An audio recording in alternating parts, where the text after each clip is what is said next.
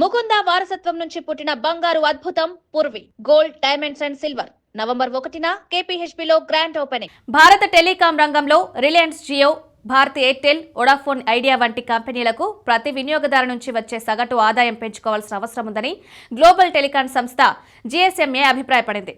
ఈ ఏఆర్పీయూ పెంపు టెలికాం ఆపరేటర్లు చేస్తున్న భారీ పెట్టుబడుల స్థాయిని ప్రతిబింబించగల స్థాయికి రావాలని Vivek Badrinath, director general GSMA చెప్పారు. భారతీయ టెలికాం ఆపరేటర్ల ఏఆర్పీయూ గ్లోబల్ మార్కెట్ రేట్లతో పోలిస్తే తక్కువగా ఉన్నప్పటికీ చివరి 5-6 సంవత్సరాలుగా టారిఫ్ పెంపులు, వినియోగదారుల అధిక డేటా వినియోగం కారణంగా ఏఆర్పీయూ స్థిరంగా పెరుగుతూ వస్తోంది. ప్రతి క్వార్టర్ ఆదాయ వృద్ధి ఎయిర్టెల్, జియో రెండు కంపెనీలు ప్రతి క్వార్టర్లో అధిక ఆదాయాలు, లాభాలు సాధిస్తూ వస్తున్నాయి. వొడాఫోన్ ఐడియా వ్యాపారపరంగా కష్టాలు ఎదుర్కొంటున్నప్పటికీ దాని ఏఆర్పీయూ కూడా గణనీయంగా పెరిగింది. జీఎస్ఎంఏ ప్రపంచంలో 700 కంటే ఎక్కువ టెలికాం సర్వీస్ ప్రొవైడర్లకు ప్రాతినిధ్యం వహించే సంస్థ. భారతీయ ప్రైవేట్ ఆపరేటర్లు ఈ సంస్థలో భాగస్వాములు.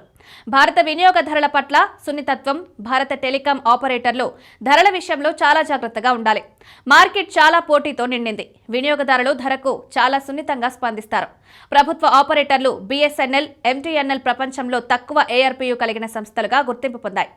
టీఆర్ఏఐ నివేదిక ప్రకారం 2025 జూన్ చివరి క్వార్టర్కు ప్రీపెయిడ్ సేవలకు ఏఆర్పీయూ ₹187, పోస్ట్ పెయిడ్ సేవలకు ఏఆర్పీయూ ₹182.72 ఉంది.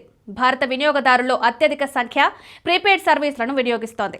పోస్ట్ పెయిడ్ ఖాతాలు ఖరీదైనవి, అందువల్ల కొద్ది మంది మాత్రమే వాటిని ఎంచుకుంటారు. గడిచిన సంవత్సరాల్లో ప్రీపెయిడ్ సర్వీసుల ధరలు కూడా పెరిగాయి. మార్కెట్ ప్రధాన స్థానంలో ఉన్న రిలయన్స్ జియో ఇటీవల ప్రకటించింది. మార్కెట్ అంచనాలు టారిఫ్ పెంపుపై ఉన్నప్పటికీ కంపెనీ వద్ద త్వరలో టారిఫ్ మార్పుల ప్రణాళికలు లేవు. అంటే సమీప కాలంలో ధరలు పెరగవని జియో భరోసా కల్పించింది. ఇతర కంపెనీల నుంచి ప్రకటన వెలువడాల్సి ఉంది.